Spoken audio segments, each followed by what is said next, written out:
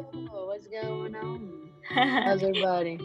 Yeah. Good, good. Thank you very much for this interview. First of all, you have a lot of things to tell us today.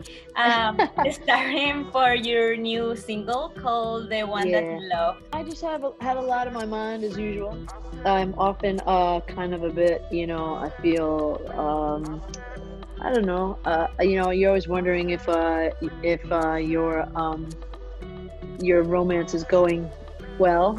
Even though it seems like it's going well, I think it's going well, but you're like, but it's up and down. It's a bit of a roller coaster. So, and I feel like people can relate to that. Like, we're like, how do I, how do I be that person? Because sometimes it doesn't work out, and you're like, I'm trying my best. I just love Mexico so much. I just gotten off tour, and it just felt like we were kind of it was like that's where what was really inspiring to me at that moment, and it turned out to be, I mean, I got like 8 songs when I was down there. Wow.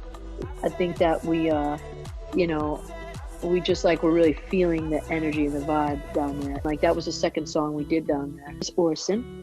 Awesome. Being on a horse was his suggestion. We were talking about, just wasn't happy with like being in a car or being on, I was like, anything. I'll be on a motorcycle. I'll be on a, a freaking jet ski. I don't care.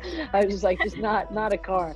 And then he came back at us with like a horse, and I was like, oh, it's very cool. And it seemed fresh and something that was like kind of super kind of moody and vibey. Talking about your last presentation and collaboration with Jimena Sariñana, how was this experience, and how did you like Jimena?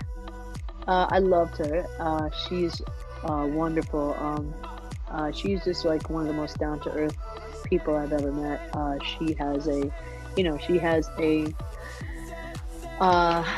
just an earthy beauty to her, like inside and out. She's like a very, like, she definitely, I was joking around with if it was the beginning of the pandemic, I feel like she was one of the people that I could call and go, what's gonna happen?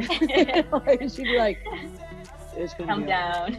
Yeah, calm down. She's really cool, and she's so talented, and I love her voice, and she did such a beautiful job, and write something together someday, but we didn't have time.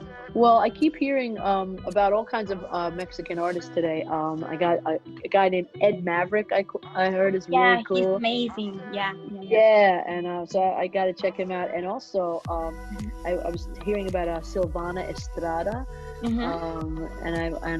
I was like, I heard she's amazing as well. So I don't know, you got another one for me to look up or check out? Probably Enjambre is one of my favorite bands of Mexico. Enjambre?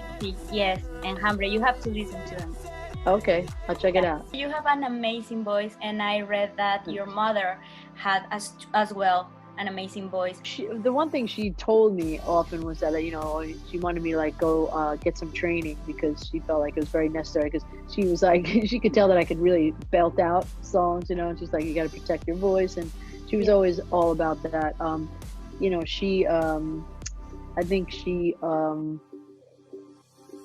she kind of was always like, stick to it classic. Like, she didn't want me to try to sound too like poppy like the radio, you know what I mean? She was very into like a classic sound, and I'm glad she had said that to me often. When she passed away, that's like, I kind of decided that I was going to sing more so, because I just felt like, she never talked about like wishing she had gone for being a singer. She wasn't that kind of person. But I think that when you when you see how short life can be, that you just feel like, you got to do what you want to do. Like, seriously, it's just like, it makes you the better version of yourself. Next year, it's gonna come your next album. What can you tell us about it? Do you have already a title? Yes, but I can't tell you that, because that's like that's a real surprise. But there's going to be so many. I think it's going to be cool, because there's such diversity on it as far as like the type of songs. Like, there's a couple songs where I'm singing in a way that I don't usually sing, topics I think that are fresh and new for people. And I love that people are liking The One That You Love, and that was the goal. And but everything that's coming, that's not like, I don't think that song is definitely a like indicative of what's next. There's a lot of crazy shit coming.